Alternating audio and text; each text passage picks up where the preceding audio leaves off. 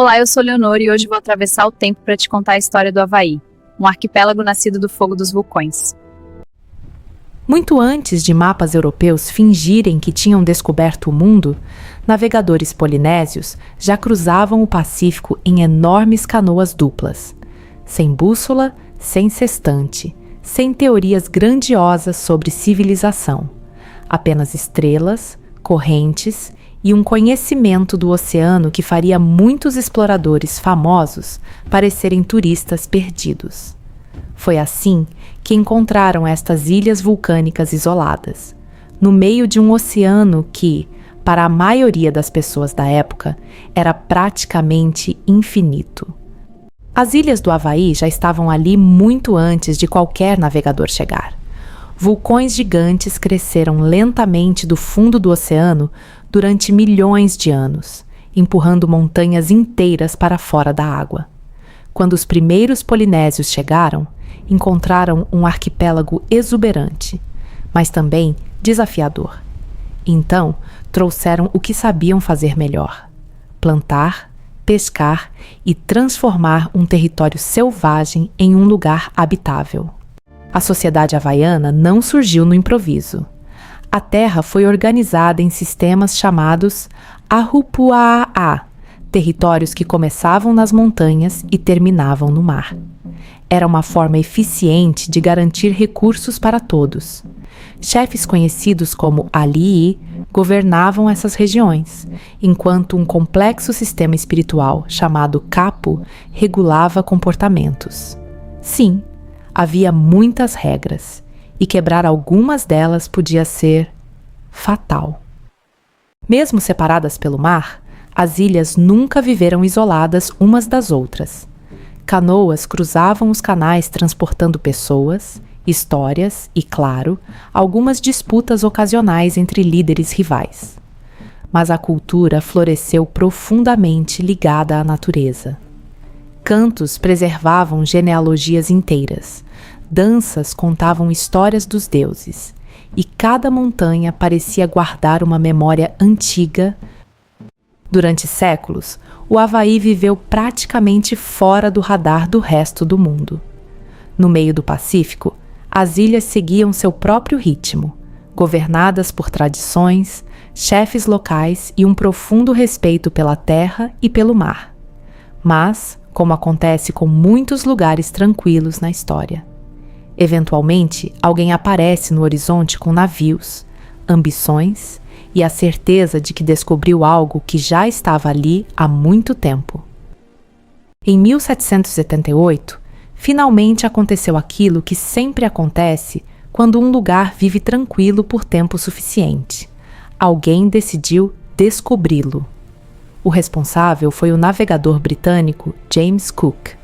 Quando seus navios apareceram no horizonte, para os havaianos, aquelas enormes embarcações pareciam algo completamente novo.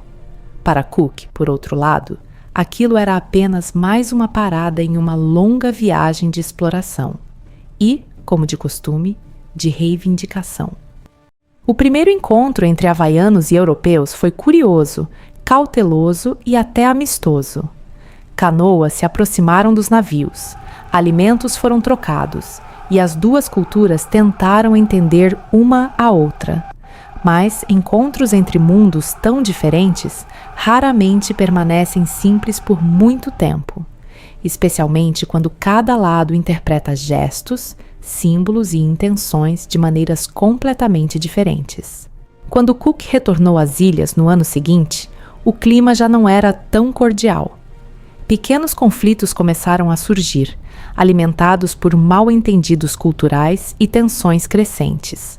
Em 1779, na Baía de Kealakekua, a situação finalmente explodiu. Durante um confronto entre marinheiros britânicos e guerreiros havaianos, o famoso explorador terminou sua jornada ali mesmo, na praia. A morte de Cook não interrompeu o contato com o mundo exterior, muito pelo contrário.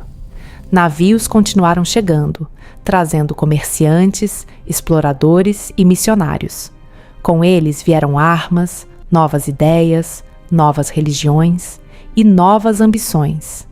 Foi nesse cenário em transformação que surgiu um líder determinado a mudar o destino das ilhas, Kamehameha. Kamehameha era um guerreiro, estrategista e, acima de tudo, um homem que entendia bem o momento histórico em que vivia.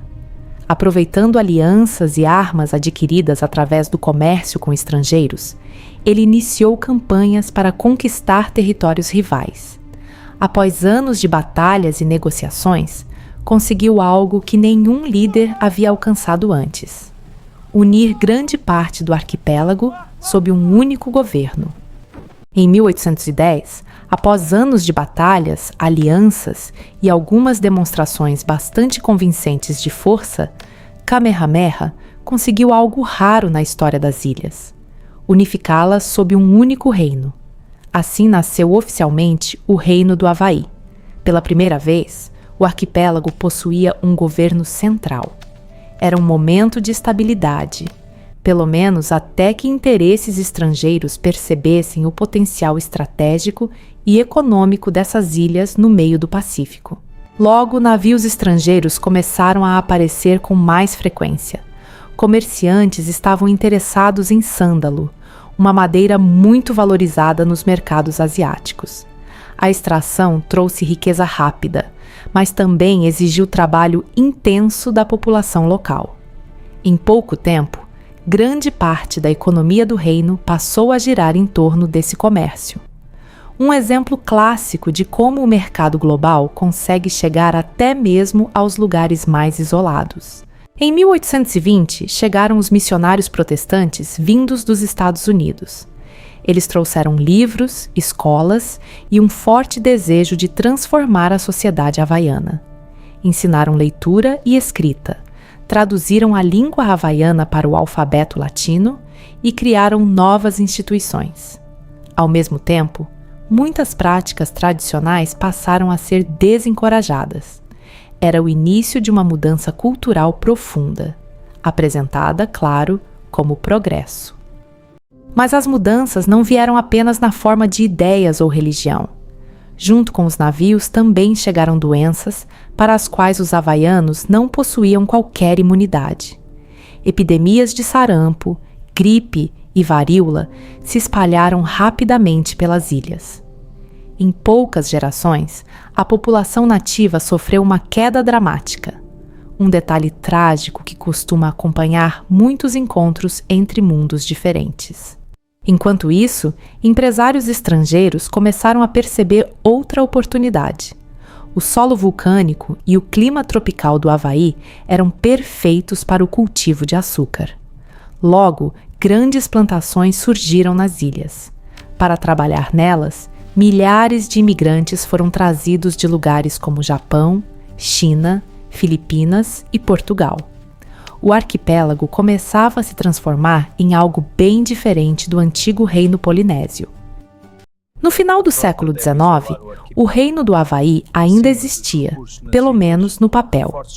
Na prática, empresários ligados às plantações de açúcar já possuíam enorme influência política. Muitos eram descendentes de missionários americanos que haviam chegado décadas antes com Bíblias nas mãos e que agora administravam negócios bastante lucrativos. Com o tempo, suas ambições políticas começaram a crescer quase na mesma velocidade que as plantações. Em 1887, esses empresários decidiram que o rei Kalakaua possuía poder demais para seus gostos. Então, apresentaram uma nova constituição, educadamente acompanhada de pressão armada. O documento ficou conhecido como Constituição da Baioneta. E o nome não era exatamente metafórico. Ela reduziu drasticamente o poder da monarquia e transferiu grande parte da autoridade política para grupos ligados aos interesses estrangeiros. Quando o rei morreu em 1891, sua irmã Liliuokalani assumiu o trono. Diferente de muitos ao seu redor, ela acreditava que o reino ainda poderia recuperar sua soberania. Ao tentar restaurar o poder da monarquia com uma nova constituição, rapidamente encontrou oposição daqueles que já estavam bastante confortáveis com o novo equilíbrio de poder. Em 1893, líderes ligados às elites econômicas organizaram um golpe contra a monarquia. Tropas americanas desembarcaram em Honolulu durante a crise, oficialmente para proteger interesses estrangeiros. Sem apoio militar suficiente e tentando evitar derramamento de sangue, a rainha decidiu abdicar. Alguns anos depois, em 1898, o Havaí foi oficialmente anexado pelos Estados Unidos. As ilhas nascidas do fogo, encontradas pelas estrelas e governadas por reis, acabaram entrando para a história de uma nação distante. Ainda existem muitas histórias escondidas no tempo. Se quiser atravessar outras delas comigo, continue por aqui.